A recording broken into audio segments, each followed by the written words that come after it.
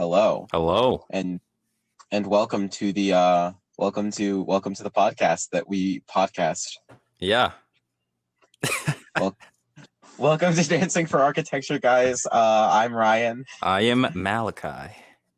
and we review albums sometimes. Actually, that's all we do on this podcast. It's not sometimes. Indeed. But today we are reviewing John Mayer's Continuum. Heat. Yeah, it's pretty darn good. So it's really actually very interesting because Malachi asked his brother, "Yo, what album should we review?" And he said Continuum. And I had literally just been listening through it over the past week when it got recommended. So it was just completely like, I was like, bro, I'm prepared for this. I've been listening to this album. I'm so ready. So that was kind of cool. Yeah. But And Continuum, came out 2006. It's his third album. It has the blues rock vibe. I heard it a bunch of times, not even from myself. Like, obviously, I've heard the lead single, Waiting on the World to Change. Everyone's heard that. But the album is just spammed in my house. Like, I hear it all the time in the car, just everywhere. So I'm pretty familiar with the content to an extent. Yeah, and I had only really heard the lead single coming into it, so I was pretty new to it until I had listened to it like a couple of weeks back. But yeah, before we jump into that, let's talk about our link of the day real quick. Yes. Our link of the day is. Should we tell them what it is? No, we never tell them what it is. They have to find out themselves. It's pretty cool, It's related to the person we're talking about. So you'll find out what that means when you watch it. Very, very educational and very kawaii. Yes, education. That's what it is. Very.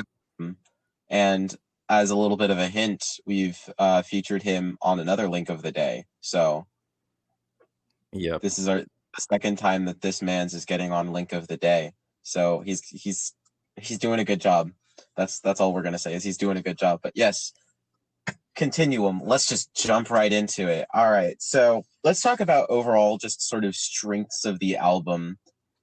So for me, the thing that I really noticed when I was listening to it earlier today to take my notes, is the lyric writing is really good. Oh yeah. Like I didn't really consider it when I was just kind of passively listening to it. I was just kind of enjoying the vibes, like just kind of like passively listening to it. But today when I was taking down notes, I was just like, holy crap, this man's is capable of portraying simple ideas with the most emotional depth. Oh my gosh. Really just making you feel the emotions. And we'll get into this song by song, but like, it's just like, dang, like I feel everything that he's saying because of the way that he's describing them. Like he's not outright saying, I am sad. He goes out of his way and says something along the lines of, should I hold a rose when I sleep? Oh yeah. And I'm just like, ah! Yeah. So sad. The lyric writing's amazing, and another strength is the guitar. Oh my gosh, like the soloing. Almost every track has soloing except for two or three. Yeah. But the soloing is like you just want to sing. Like they don't even have to be complicated. It's like the soloing is their own entity. I've heard at John Mayer concerts they actually sing the solos. Like for Gravity, they'll sing the solo that he does, so which is really crazy because his guitar is so proficient. Yeah, it's one of those things that I feel like a lot of metal guitarists lose out on, is this idea that soloing melodically loses. Like when you solo melodically, you gain a lot of just really cool things, and there's so much emotion in John Mayer's soloing. And that's something I really like about it, is it's just like he picks good tones for the solos. He picks all the right notes. He knows when to like lean in heavily and just kind of like chill for a second. It's all just so nuanced and it's so great. Yep. But let's hop in this first track, Waiting on the World. Yep. This is the lead single, I believe, and it just has this cheerful vibe. It has the the home feeling of the 1-6-5-1 progression, that's like, you know, that just homey feel, you know. But what do you think about it? So this is pretty much the only John Mayer that I really experienced before going into the album itself. And it's just kind of a banger song all around. The one thing that I noticed on my latest listen through was the production on the drums is so clean. Like, I love the way the drums sound on this song. It's just so perfect. Like, I was just like, there was like nothing else going on. I just had my headphones on. I was just listening to it, and I was just like, yo, these drums are so nice. Like, down to like the beats and stuff, obviously, that he picked to play, but it just sounds so clean. Yeah. And I really love that. Yeah, Steve Jordan is on the drums. Like, he's insane. He actually does a lot of jazz music too. So he's not afraid to experiment. Like, you'll see his discography, and he'll have just a bunch of different types. So he's definitely a versatile drummer. Yeah. But as for the song, like, the message is just like talking to the new generation and like how they can change what's going on, but also how they feel like they can't. And, you know, this song, I heard this before I even knew who John Mayer was. Like, yeah, it was just spammed everywhere on the radio. I heard it in my like elementary school, but it was just, you know, a really general, wholesome song. So it's like an anthem. Yeah, it's definitely is the anthem of one generation, and I think it's pretty interesting. Like, overall, I'm just like, yeah, this is probably the most basic and least nuanced lyrically of any of his songs on this album. Like, the more I listened to it, the less I was just like, oh shoot, this is deep compared to like everything else on the album. So like, I think that that's something that happens a lot with a lot of records. Is the single, it's good and it's radio friendly and it's catchy, and I love it. Like, this song is cool, great song, put it on my playlist, all that good jazz. But at the same time, there's just so much more that this album has to offer than just this song. But it's a great start for the album. Also, another thing, I really wished that, you know how the guitar solo, it stops like halfway through and then like you get the bells playing like 2 bars and then it goes back to guitar solo. I wish it was just guitar solo the whole way through. Yeah, it's his guitar is so good. It's just so warm and silky smooth. Yeah, it's just I love that. Like, I love the guitar solo, and I just wish that it was the full 16 bars as opposed to being 8 and then, or like the full 8 or however many it is, as opposed to being like 4-2-2 kind of thing that it's doing. But yeah, it's just a great pop song. I think there's a reason that this man was keeping producing hits in the early 2000s or like mid 2000s, I guess. He just kind of put out hits because he's incredibly talented as a songwriter. And this is just super radio friendly, super good overall. I just kind of dig this track. Yeah. But on to I Don't Trust Myself.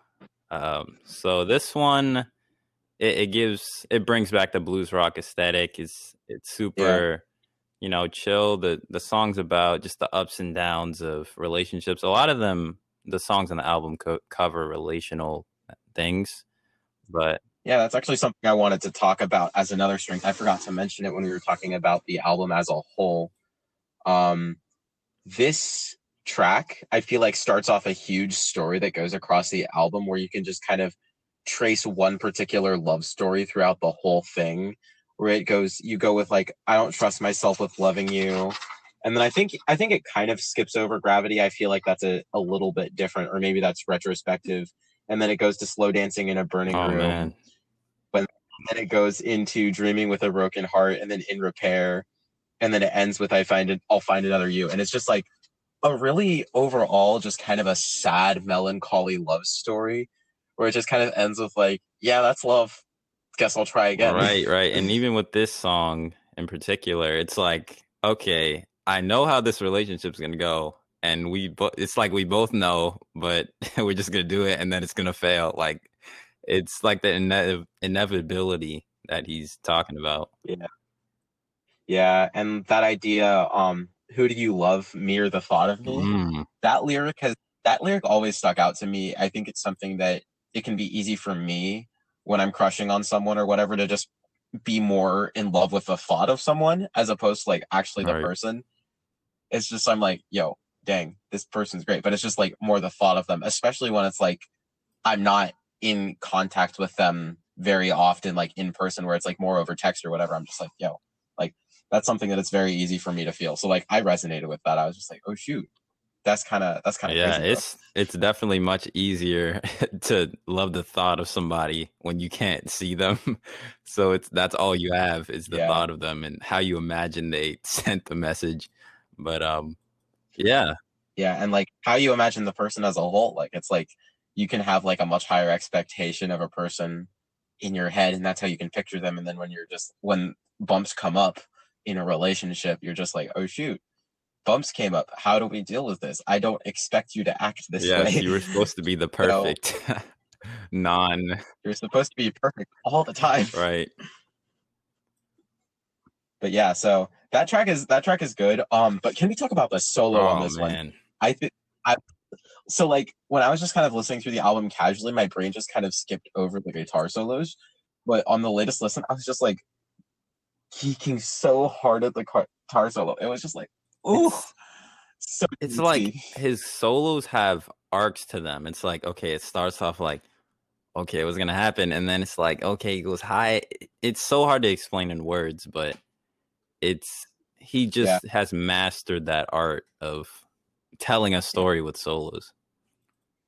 yeah. I think of the solo on "Comfortably Numb" by Pink Floyd, and the way that one has a story where it starts off at like with the low notes and it's just like less frequency of notes, but the further into the solo you get, the more notes he has playing and the higher up the fretboard he gets, and like just sort of that overall arc. Like I don't know, I was just kind of thinking of that when thinking about the idea of solo arcs, and John Mayer does a great job of that, where he kind of does the reverse, where it's like the higher up the fretboard he plays, the less notes he Right. plays, where when he's higher up the fretboard, he understands that you need to just kind of Feel sit that, on those yeah. notes.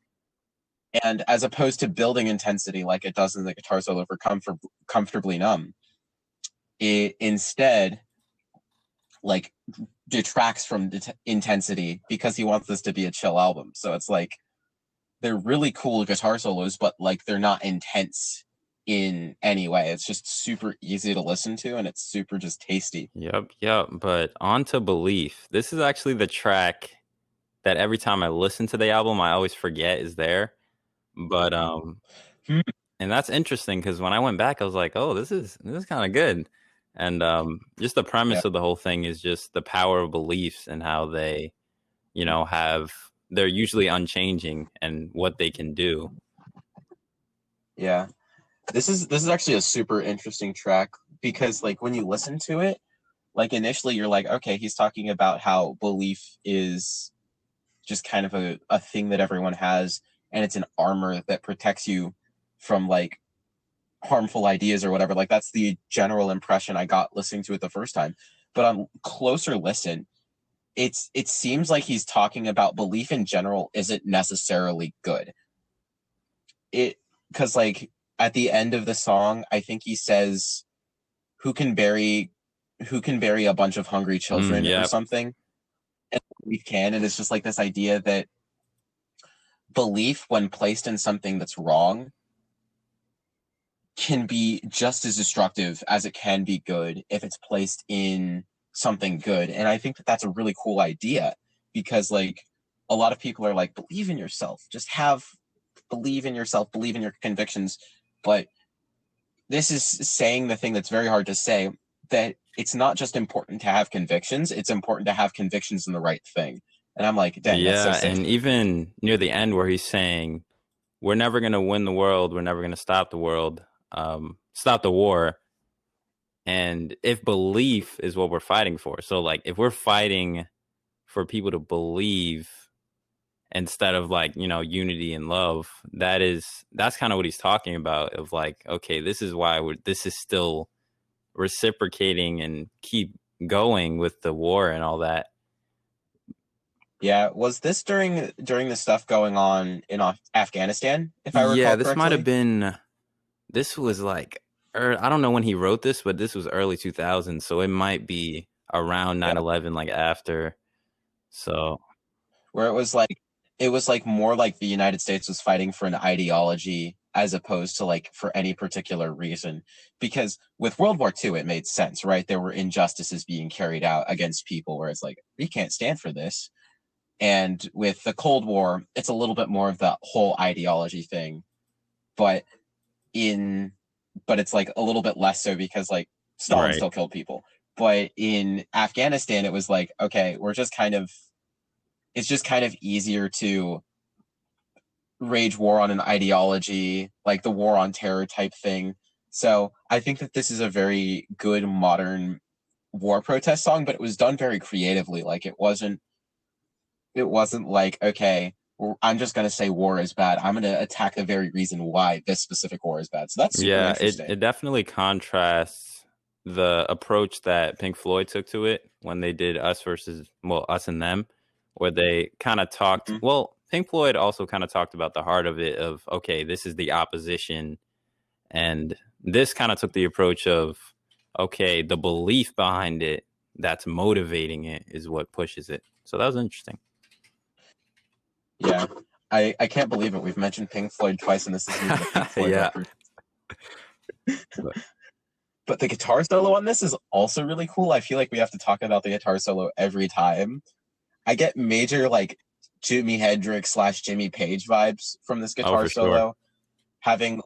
Having listened to a lot of that growing up, whether it's just Led Zeppelin or Jimi Hendrix, like the notes that he played felt very Hendrix, the production felt very Hendrix, like, but it was just like you can hear the clear influence, and that's so sick. Yeah, and he also has a Hendrix cover, which we'll talk about it. But Gravity, this song is another one of the lead singles that if you don't know about John Mayer, you probably know this song to an extent. Yeah, I hadn't heard this song before I listened to the record. Well, yeah, this is one of his popular songs. Obviously, Waiting on the World to Change is like popular, but this is another one of, I guess I wouldn't know because I've heard this album a lot, but I like the 6/8, just like boom, you know, like it gets you in that mood, like, and then the mess.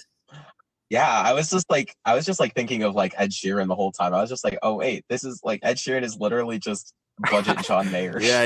And just a little fact about this song is that it was put on the Rolling Stones list of 100 greatest guitar songs of all time. It was at 84. Mm-hmm. So I was like, whoa, that's all time. Like people sleep on John Mayer.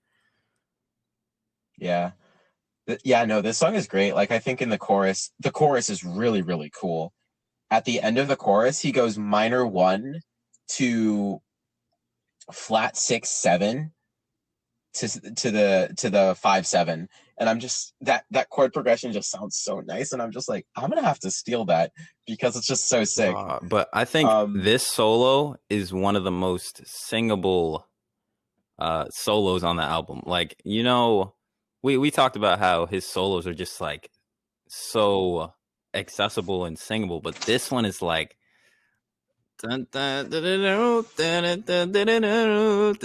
yo, it's like you could sing that. You could just sing that, you know? And it's like slow, so it's just like But yeah, that's the part that always gets me. Yeah. So nice. And I guess to talk about the message of this, like, I feel like it's really open to interpretation what this gravity is.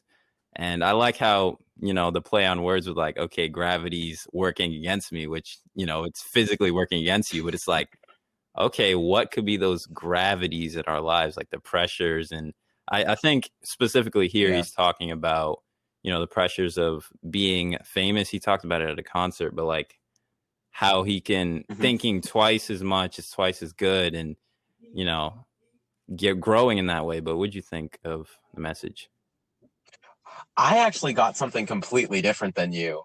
So when I was just looking at the lyrics, because I had the chords open because I wanted to figure out exactly what he was doing on the chorus, but I was looking at the lyrics, and twice as much is half as good or something, where he says 2 halves can't do as much as 1 half could.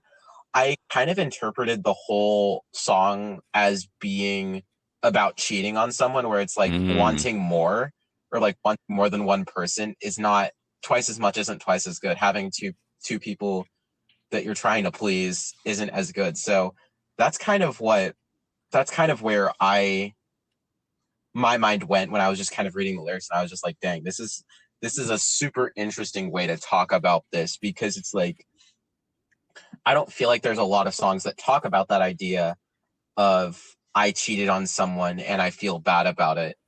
But of those songs, I don't feel like enough of them talk about the emotion of it and stuff, where it's like, it's usually along the lines of like, I screwed up, I'm sorry, please take me back. Here he's just like, oh, like, dang, this sucks, this is my own fault. And there's no like, I'm sorry, take me back type beat here, you know? But it's super interesting, and I think this is probably one of my favorite songs on the record, because I dig the way that he talked about it. I just think that was really cool. That interpretation is probably closer to the theme of the album of, you know, relationships. But yeah, I think it definitely can be a general message of, you know, the different pressures of thinking that more can be good. Obviously, American culture, bigger is better, and, you know, multiply. But think about that bit by a comedian where it's an Australian comedian, and he came to the US and he was like, yo, this is huge. And the cashier said, it's the size of freedom. What in the world? Had me geeking. But that's just kind of what I thought about. It just made me laugh. Yeah. Thought it was funny. But yes, let's move on to the next track. Unless you had anything else you wanted to talk about for this one. One last thing is, apparently Alicia Keys has background vocals on this, so that's a cool fact. But yeah. Yo, that's sick. Yeah. Yeah. But Heart of Life, I got major Crosby, Stills, Nash Young. Yeah, I put in my notes, finger picking bliss. But yes. Yeah, no, so I was just getting major 70s folk music, like Teach Your Children Well. Yeah, like that's the main song that was going through my head.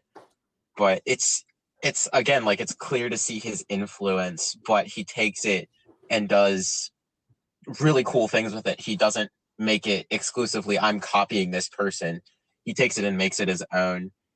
But yeah, let's talk about the message of this song. Yeah. This message is really cool. I really enjoy this idea of like, even when life sucks, life is still worth living kind of type beat. Yeah, I really thought, we'll talk about Stop This Train, but I really thought the kind of contrast between the two message of Stop This Train and Heart of Life, it was really interesting to me. And I want to save Stop This Train because that, you know, songwriting is insane. But as for just like the lyrics, I like the part where he says, fear is a friend who's misunderstood. Like, that made me think like, okay, so anything that's just unknown, we tend to just like, you know, fear. But in the end, it's like, we're just, life is good at the end. And even this concept of like, okay, the heart of life, right? It's like personifying life as like this thing that's like always going to work out. I guess it's an optimistic view, but it's like, okay, even when things are bad, then they'll be good. You know, Heart of Life is good. It's one of those like, yeah. And then you just got the finger picking. It's like, oh, I'm happy right now. It's one of those road trip things. But what'd you think? Yeah, no, I definitely agree. And we can definitely go into the next couple tracks, because I think this track, Into Vultures, into Stop This Train, is one of the perfect stretches of 3 songs. I think that what it does beautifully is it tells this kind of story of this idea of life, optimistic look at life, and then facing life's trials. And then with Stop This Train, he's just like, get me out of here. I want to stop. This is too much. But yeah, let's go on to Vultures. I had this one written down as potentially the certified Thicc groove, but then there's another track that I think is probably that. But Vultures Yeah, Vultures is kind Vultures of also pretty good carries too. that bluesy vibe again, like Vultures and what was the other one? Uh, what was it? Oh, I Don't Trust Myself. Those carry that bluesy, like heavy bluesy vibe to me. But Mm. Vultures, just like the hook is really catchy. The down to the fire. Yeah, no, I had the exact same thing written down. I had the chorus is Yeah, so catchy. yeah, that's a head bop right there. Yeah, it just goes. It's so Yeah, nice. but the message though, it's like, I think in the first verse he talks about how can I stop myself from being just a number, like what am I Mhm. doing here? And it's interesting that this is right before Stop This Train, but um it kind of covers multiple things. Like with this whole vultures thing, it's like people trying to pick you apart or take what's yours. And what do you think of that whole concept? Mhm. Yeah, I thought that was really cool. A lot of what I got from it is this idea of him going through the trials of life as a follow up to Stop This Train, because like I'm or not Stop This Train, Heart of Life, because he talks about a lot of like I wanted rain, but I have Mm-hmm. to walk through the fire, and he continues to talk about trials, and if that's what he needs to go through to get bigger, he will. But it's just generally talking about the idea of trials, where Heart of Life more talks about looking at life optimistically, and here he kind of has it almost feels like there's an anger there and like a I want to prove you wrong type of thing going on there. But yeah, I just want to get into Stop This Train. So You're just like, this is my so favorite track. this song is so good. Like it's written so well. Um I'm just trying to find a way to form it. But like, so I have a playlist on Spotify called Immaculate Songwriting, and this is like, that was the first song I added. But the whole, even Mm-hmm. with starting with this train, right? This train representing just the progression of life. And he wrote this song during kind of like a quarter life crisis, but it's so good, the imagery of, okay, stop this train, like I don't want this to keep going. And even talking about his not wanting to lose his parents, and in the train, like the drums are kind of in, Mm-hmm. they're there to sound like a train. Like that was even a cool touch. There's a reason it's called a train beat, but yeah, no, for sure. The songwriting on this one is beautiful. This one definitely, probably the one that I resonated with the most on the album. The idea where he said, "I'm only good at being Oh man, young. I don't want to get that old." just I was just hit, like, bro. I felt I that. feel that Like, so this is much. all I'm good at being. Like, how am I gonna know what to do when I get there? And everybody goes through that. And that's why this Yeah, message is so universal, because everyone grows up. It's not like you can hold it yeah. back. Yeah, and even with the people that I'm surrounded by, because I live in the DC area and the school that I'm near and the people I hang out with, they're all driven to just be successful. So I'm around a lot of people who are close to my age who be acting like whole 25-year-olds. So like this pressure to grow up and be older, I feel that a lot, and I'm just like, no, stop. I don't want that yet. I don't want to grow up. And that's a lot of what I felt growing up as well. Like I was scared to death of growing up. And when for me the piece of when he's talking to his dad at the end of the song or towards the end of the song, and his dad says, when you're 60 you're going to flip your perspective Right. and don't stop this train. And I just like, dang, where it's like even though we can't control it, it's better to have the mentality of moving forward and not wishing for the train to go faster or wishing for the train to Right. And stop he even, entirely. It's better to yeah, just and he says ride like, the I want to train. get off and go home. But like, what does that mean? Is it like, does he want to go back to his childhood? Or, and the thing about nostalgia is it's a liar. It glorifies the past in a way that, like, even an example is like, if you go back and watch some of the shows you watched as a kid, they're probably not that good. They're probably not that good. Kind of rough. But nostalgia like sprinkles this sense of like infatuation with that past that was just so good because you were a child. You didn't know, but everything was just wonder, you know? Yeah, I think of the South Park episode with the member berries, and they're just like, "Member Chewbacca? Member and oh yeah, and member Luke Skywalker?" And just that idea that we look back in the past and we see, oh, that existed. I feel so good remembering that existed. But that idea of going home and not embracing the idea of the present as being your home. I know I felt a lot of that lately as a person, where I'm just like, I don't feel at home where I'm at. I don't feel at peace where I'm at. I don't feel, everything feels wrong. I just want to go home. But when I sit down and think about it, I'm like, where am I going home to?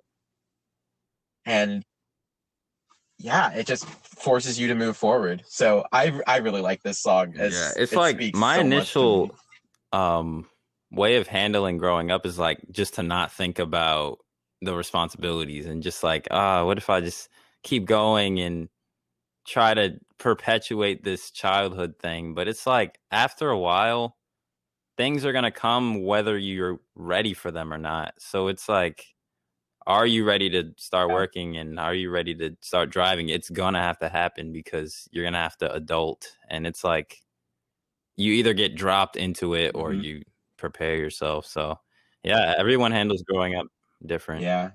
I, for one, was dropped into it. I'm very much a trial by fire person. I basically had to barely figure out how to make my first couple rent paychecks. Luckily, I have amazing parents who helped me out with that. But for me, I had to be dropped on my head 5 times before I got it. Oh, wait, I should be doing the adult things. I should have the mentality of adulting. And now I feel like I've grown a lot in the past 6 months. But yeah, it's just like that idea of you can either continue to stall and try and embrace childhood for as long as you can, or you can just welcome adulthood as it comes. It's just, but yeah, adulthood is scary. It's crazy, bro. Indeed. Well, let's move on to Slow Dancing in a Burning Room. The next chapter in the saga of the album's love song. Yeah, and it's funny because this Slow Dancing in a Burning Room, we'll talk about the lyrics, but this song can be slow danced too. So it's like, yeah, that's it's very interesting. much so. What did you think of just the song as a whole?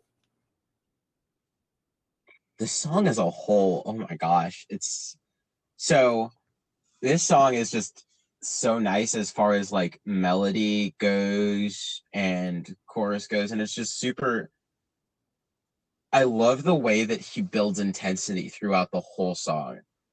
And we can get to some of the little details later, how they reference the songwriting and stuff. But overall, I feel like you start off and the intensity is so low, but then the further through the song that you get, the higher the intensity becomes, and it's just kind of like a house burning down, where it's like, it doesn't seem like much at the beginning. Like you just have a candle flipped over and then it's starting to spread onto the carpet. It doesn't seem that serious until like that you have pieces of the house falling down at the end. And that's something that the guitar at the end, where he has the guitar playing in the background, and it's super heavy and intense, but it's just in the background, and it just kind of feels like it's a fire while you're trying to ignore said fire, but you can't ignore it because it's just so intense and aggressive and hot. And it's just so good. I love the imagery of just not paying attention to the obvious destruction of what's going on around you. And even in the lyrics, he talks about just like, okay, we both know this is burning, but we're just gonna keep doing, like, it's so non-healthy, but it's just like so creative how he, writes Slow Dancing in a Burning Room, which like you just imagine like, okay, we're having an intimate moment while we're about to die. Yeah. I think the other thing that's really, really cool about this song is I feel like with a lot of songs like this, it can be very easy for the writer to not mention, like, write it from like a bird's eye view almost, where they're saying I, me, our relationship, blah, blah, blah, as if they're writing it themselves, but it loses so much emotion. They're like saying, yeah, this is going down but it's going. But the way he writes it, you can hear flickers of anger at his partner that he talks about it just not like things that he talks about aren't that are bad and toxic, but you could Yeah, hear he it in the gets way that he heated. wrote the lyrics. That he, he is just so heated. And it's just I'm just like it's genius the way that it's written, where it's like you can hear him like almost yelling at her, where he's just like, yeah, like this is not good, but at the same time, like I love you, but I'm really angry at you right now. And it's just in like little subtle things in the lyrics that you notice that. I'm just like, yo, this Yeah, man's bro. who heard It's him? just the down for me. Yeah, you're just like, I don't know, man, it's a vibe. Yeah, Like, say what you if want you about the just lyrics, didn't but it's a listen to the vibe. lyrics, it would still be a good song. But Yeah. I mean, that's what I did pretty much on my first listen through this album. I just kind of passively listened to all the songs. And this one I'm just like, yeah, it's nice, but then like when I listen to the yeah, lyrics, I'm like, oh shoot, this is yeah, so it's painful. wild. But Bold as Love. So I didn't actually know this was a Jimi Hendrix cover until I didn't know. That makes so much sense. I did not know that.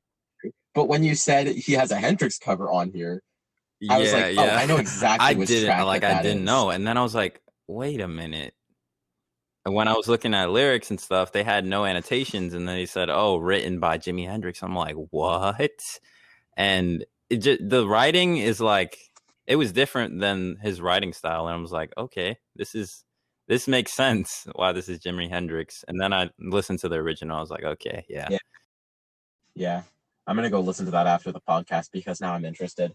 But the solo for this one. So I think one thing that he did very well throughout the album is he could have very easily put like 5-minute guitar solos in every song with how good he is and just overall. But it's a pop record. You don't do that. So he just kind of let his songwriting take the lead for most of the album. And then he gets to this song and he just pulls out all the stops and he plays this like 2-minute guitar solo. And it's so awesome. I was just like where he not only does he play a guitar solo for a while throughout the song, but like he also plays it through multiple moods. Like, you know how when a song shifts from being like you've got all the instrumentation, then just everything drops out. He plays the guitar solo through everything and it matches the sections perfectly. And oh my gosh, this guitar solo is great. I think that this is the oh certified yeah, Thicc groove of the record. bro." You agree? That just Good. solo strip is just so like head banging. It's like, you know, obviously the song itself is good, like the boat is love, you know, that's catchy, that's, you know, but when he gets to those solos, it's just like you know, but yeah, Yeah.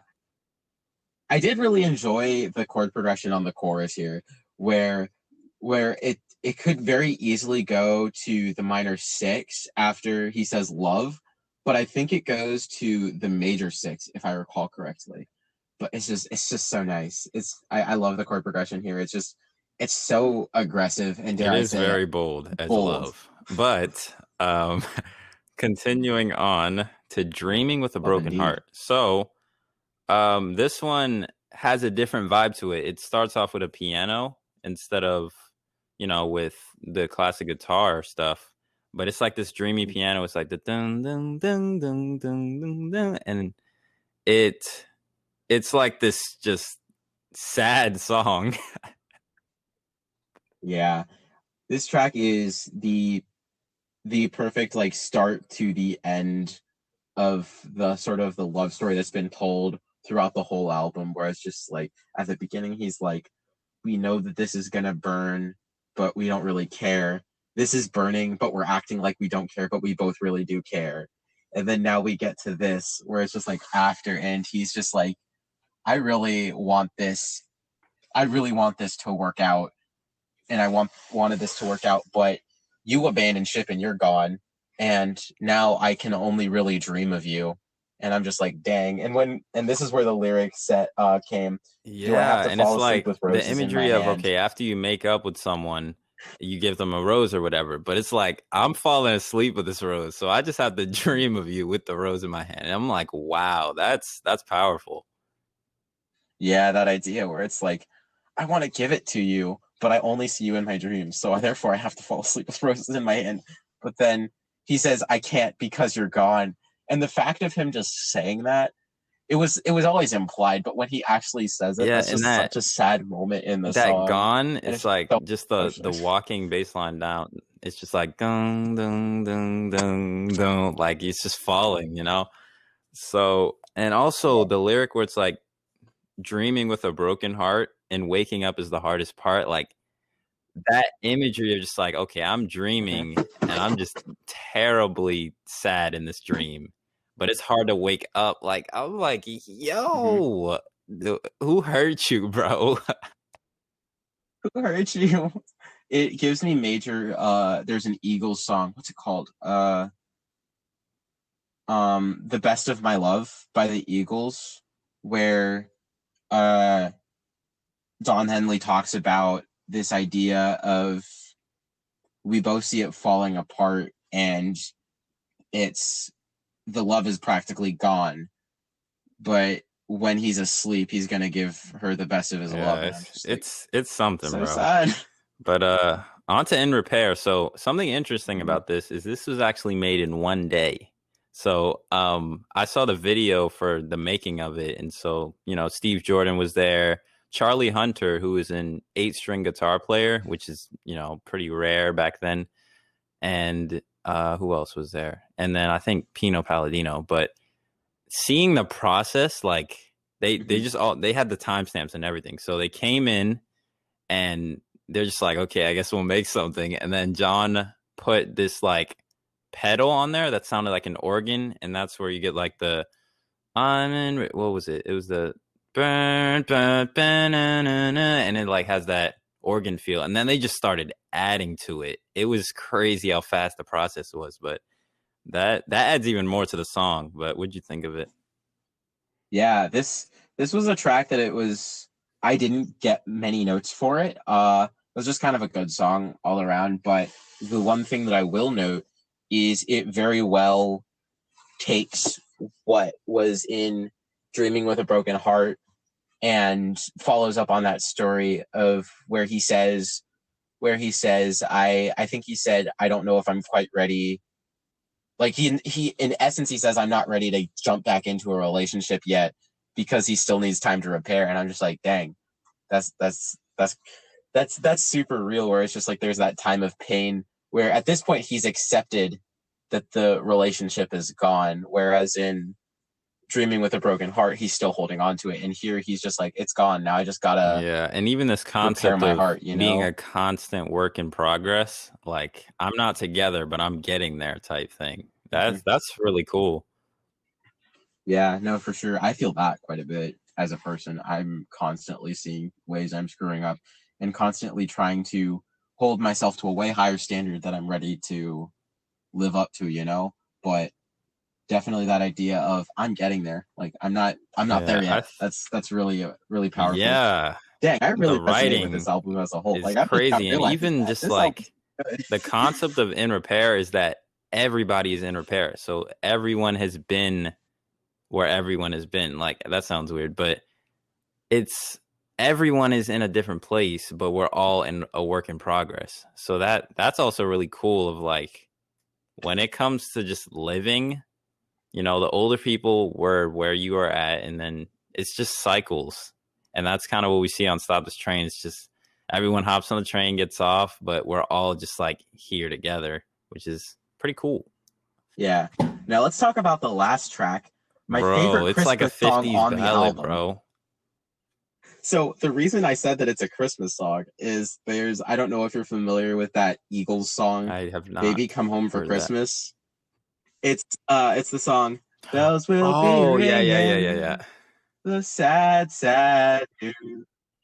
It's literally the same chord progression for the first part of the verse, and I I couldn't write anything else down because my head was just filled with that song. And I was just like, Yeah, I this is really literally like the that intro to song. this. Like it just goes and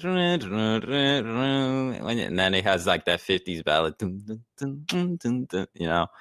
And Yeah, and even the message is just like it's kind of braggadocious, but at the same time it's like uh I'm gonna find another you, but like, ha, yeah, I'm gonna find someone better than you, and they're gonna be nicer too. So yeah, but at the same time it's like kind of hesitant at the same way, the yeah, way he writes it.